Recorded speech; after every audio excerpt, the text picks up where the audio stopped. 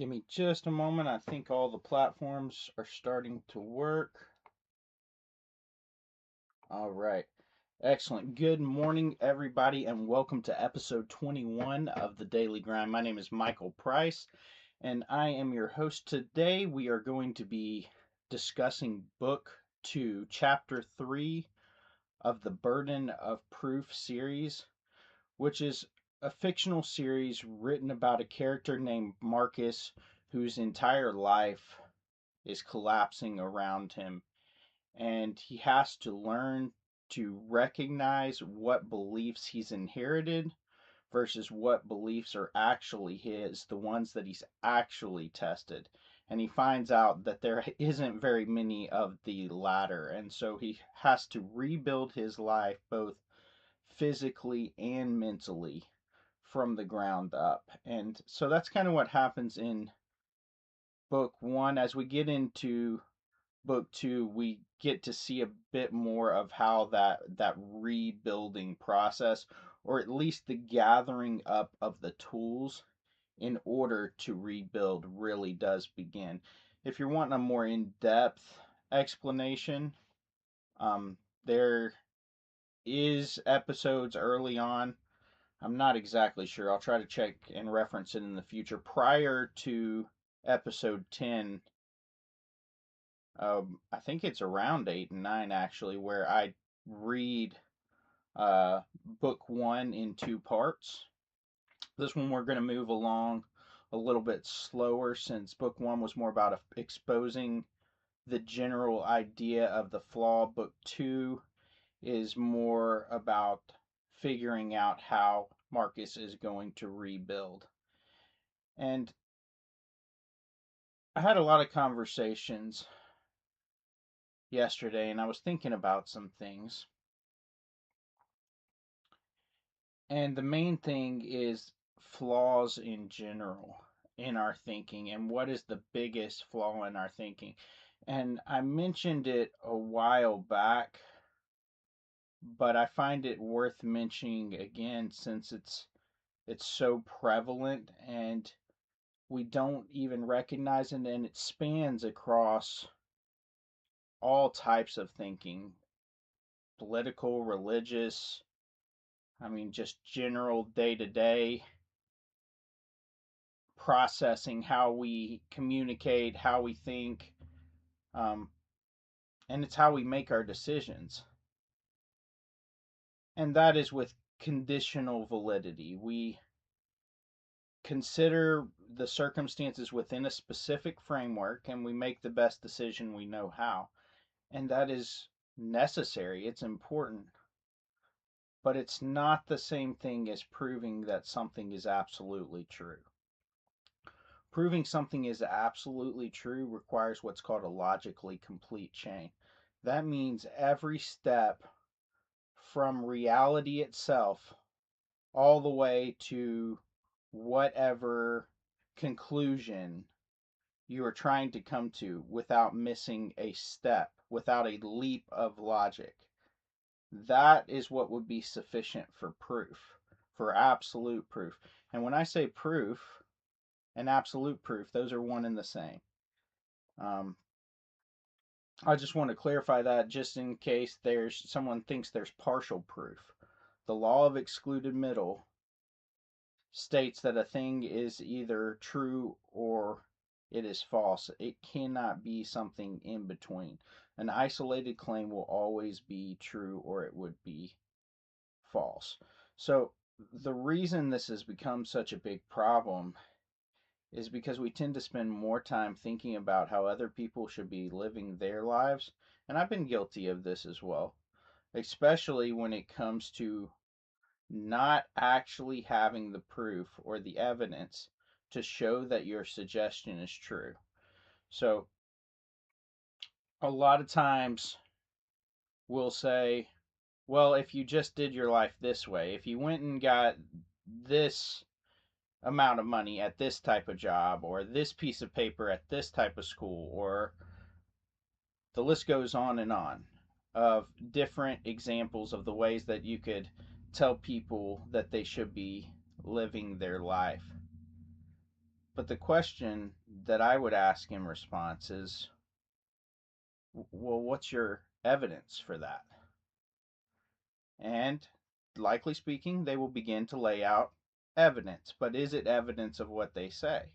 I found it many times that it is evidence of something. So I'll go, okay, well, that's evidence of this and this and this. I agree with that, but your conclusion to get all the way over here, that doesn't follow. What you would need to show is these three things here. But before you can even get to that, we have to go back to the beginning of the journey. Because back here we had to prove, and I know it's difficult, it's kind of a pain at times, but if you're actually seeking truth and you want to know what is right, sometimes you're going to have to go back to the beginning. You don't have to rewalk every step every time, but you do at least have to walk every step once in order to know what you believe is actually true. And so I go, well, how do you know that reality is real? What is your definition of existence? And then you need to take it all the way from there to the conclusion that you're telling me I should do. Now, I did that, and now I'm trying to make this decision based on the information that I did based on following that path all the way from there to here. Now, if you've already taken that path, I definitely don't want to be wrong. I would much prefer to be right. And so if you've taken that path and I missed a step, I skipped one, I got one wrong, I have absolutely done that before, and I would love for you to correct me. If you want me to walk through these steps with you, or if you have your own steps that you've walked to get here, then I'd love to go through that and maybe you can show me where I went wrong. But if we're not going to do that, then I would have to say that what you're offering me is more of a preference, and I should probably stick to the logically complete chain as far as I know that I've followed to get here to make this decision. And so the underlying flaw behind that is they're suggesting that a thing is evidence without proving that that evidence is evidence in the first place. And so that's just an assertion, and most of the time these type of assertions come from a genuine loving heart, from people who want to see you succeed, who care about you, and so you shouldn't take them in a negative way. We tend to do that.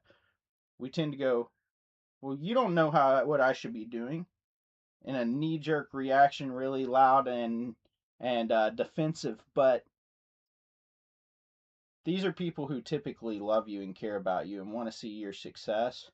And so taking the time to try to walk them through why you're doing what you're doing is easily worth the time, and it may be beneficial in helping them learn why they're doing what they're doing, and if maybe they should test everything and hold fast to what is true. So I just wanted to bring that up because that's really the flaw that's being exposed in book one.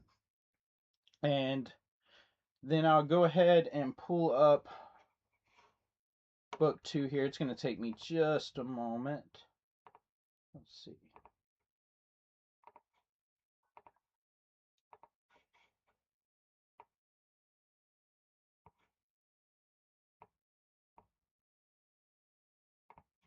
All right, I think that should be sized pretty well there.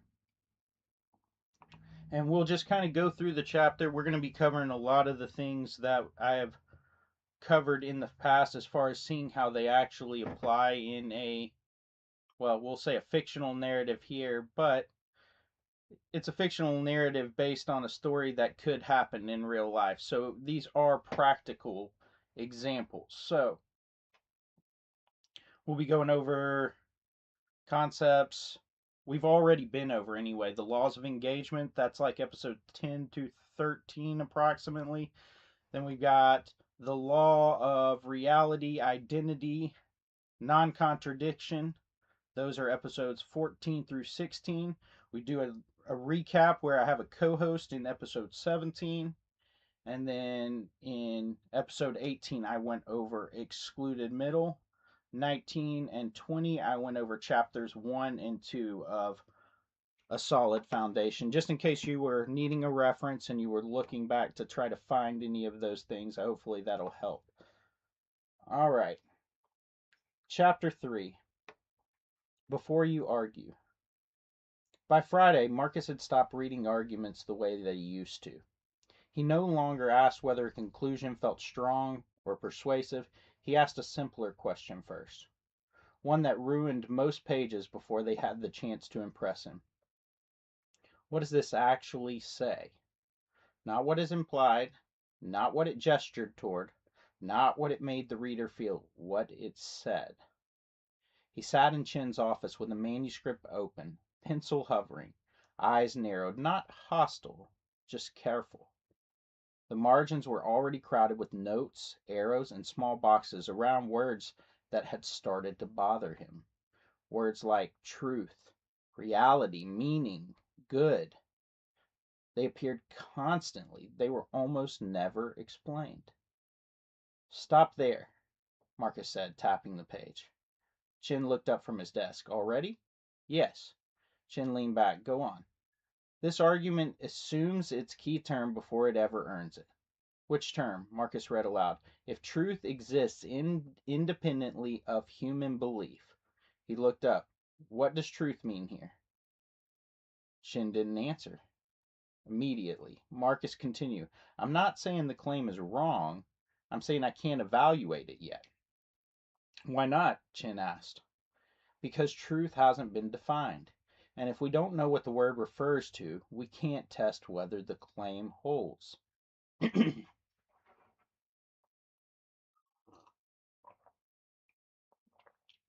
Chin studied him. A claim can't be evaluated unless its key terms are defined, Marcus said. Otherwise, we're not even having the same conversation yet. Chin nodded once. Good. Keep going. Marcus gestured to the paragraph. Right now, the author assumes everyone means the same thing by truth. But some mean correspondence, some mean coherence, some mean usefulness, some mean agreement.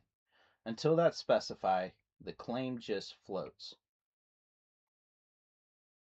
Chin tapped his pen against the desk. So what happens to a claim when its terms aren't defined? It collapses, Marcus said, not because it's necessarily false, but because it's incomplete. Chin smiled. That distinction matters. Marcus flipped the page. This keeps happening. Claims stacked on words no one ever pins down. Most people don't notice, Chin said. Marcus shrugged. Most people want the argument to move forward. And you don't? Of course I do. But that wouldn't be what was actually happening. If we haven't agreed to define terms, I might as well be home monologuing with my mirror. Chin stood and wrote in a single line on the whiteboard. Undefined terms make claims untestable. He stepped aside. This isn't pedantry, Chin said. It's discipline. If a term can't be defined coherently, the burden of proof for that definition hasn't even been met yet. If you made a claim based on that, you would simply be stacking on assumptions you haven't earned.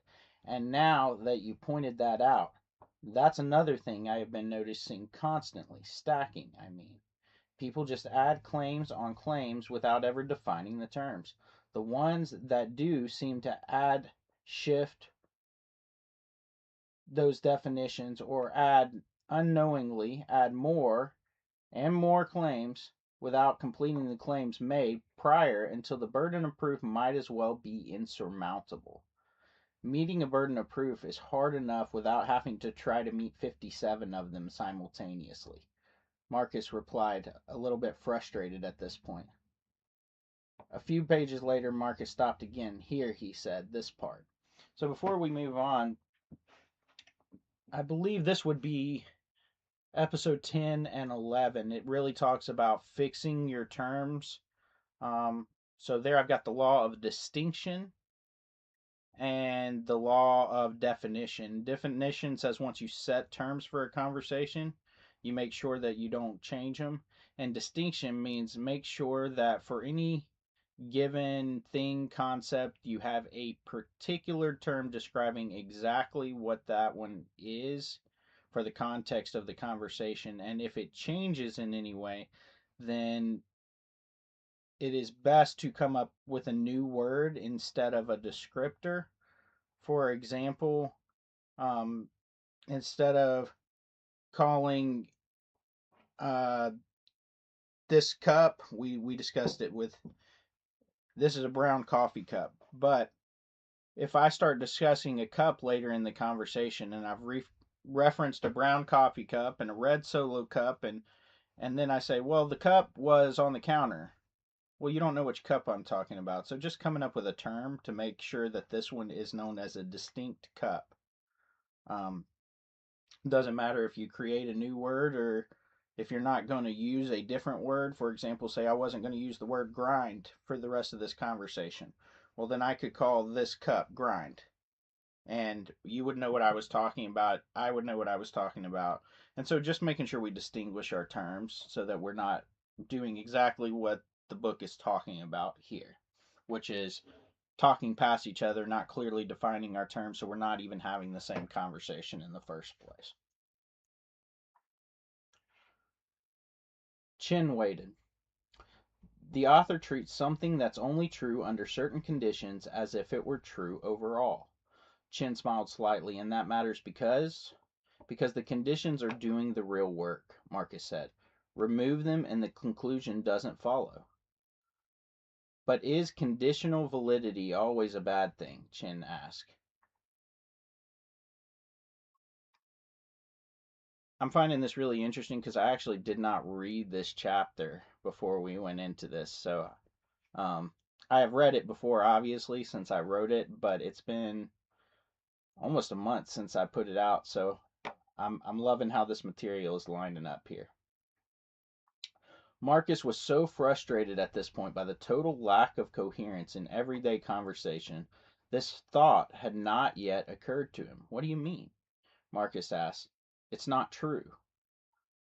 Try to think objectively for a moment. With this newfound understanding, you are now expecting absolute truth without knowing what absolute truth is yourself. Are you sure that's the position you want to take? Chin asked. Of course not, Marcus said. It can all just be a little bit infuriating at first. I never noticed, Chin replied jokingly. Marcus cracked a smile. Chin studied him for a moment. You're catching on faster than I anticipated. Thanks, Marcus replied. Chin returned to the manuscript. Continue. Marcus did, and by the time he left the office, the margins were full, the arguments thinner, and the rules clearer than they'd ever been before. He hadn't proven anything yet, but he knew how arguments failed long before they ever reached a conclusion. And once you saw that, you couldn't unsee it. All right, I'm going to get this book off this. Well, I guess somehow the book got off the screen anyway. But that is essentially what I was doing when I taught the laws of engagement first. I was showing all the different forms of hedging, ways that people, whether intentionally or unintentionally, avoid an argument. They may shift their terms, they may attack someone's character, they may misrepresent the other person's argument so that they can easily defeat it. I mean, the list goes on and on. One of the ones that I see the most is people attempt to sound really intellectual by using big words to avoid actually giving definitive answers. Like, well, um, that's only ontologically speaking. Metaphysically speaking, as if there's some difference between what's real and not real by adding a big fancy word that holds no actual value in the weight of what truth or reality is. Or philosophically speaking, theoretically, hypothetically, all of these words introduce a skepticism that makes it impossible to actually move forward in a truth based conversation. And so Marcus is going through this process that I went through when I first started recognizing what I was telling you about earlier. Everybody thinking they're giving you evidence and they really haven't proven that anything's true. And then you recognize, well, have I even done that? And and the question becomes, are you more infuriated with them? Are you more infuriated with yourself? And what do you actually know to begin with? And it's just like a flood that begins in that moment. And the question is, are you going to let it drown you? Are you going to get overwhelmed? Are you going to just like sink back into your normal life as if you never thought about it and it never happened? Or are you going to begin the search for truth and for clarity? If you're going to do the latter, well, then I'm glad you're here today. You're in the right place. I'm looking forward to walking you through it, and I hope I get the opportunity to talk to you, many of you, in the future when this podcast gets set up in one or multiple public venues as we move along, and I get the chance to eventually travel and talk to more and more people. And Marcus didn't exactly answer the question there, but the truth is, conditional validity is necessary. It's how most of us have operated our whole life. We learn beliefs as a child, and some of them are absolutely necessary in order to learn how to behave in society, in order to keep us safe from getting run over by a car. And we don't understand necessarily why we're learning all those things. But the example of a kid touching a stove after his parents said no, and then he goes and does it, well, he starts to recognize that maybe some of those beliefs that being passed on to him are there for a reason. And so he doesn't touch the stove again. And maybe the next time his mom or dad says you shouldn't do something, he considers it a little more heavily. But the fact that our parents or our friends or our religious teachers or our politicians have been right about something surely doesn't mean that they're right about everything. And it'd probably be a whole lot easier to not do what I did and wait till everything collapses around you and you can hardly sustain getting up, much less thinking about what knowledge and truth is, um, before you actually start to examine what is not just conditionally valid, but what is actually true, what is actually real. And as I said, if you're ready to start that journey, you're in the right place. Um, I would say at least probably start with episode 14, I believe, the law of reality, because that's where we start building the actual understanding of what the truth really is, if reality really exists. And we're going to see a lot more of that debate as we go through the rest of book 2. So thanks a lot for joining, and tomorrow I will be taking a day off for rest. I may put some posts on. I'll probably put some on today as far as some short reels and stuff. But I likely will should not be doing another episode of the Daily Grind till Sunday.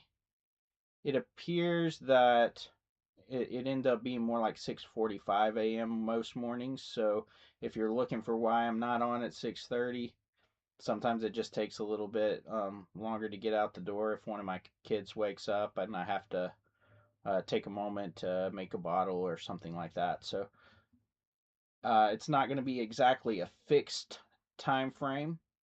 It could be anywhere from about 6:20 to about 7 a.m.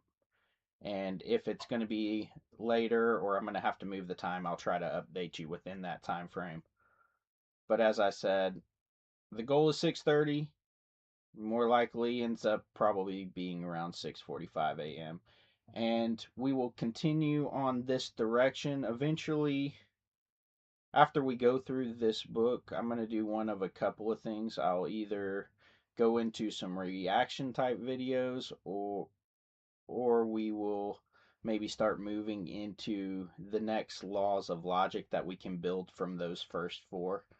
Either way, I'm looking forward to it, and I hope you are as well. So until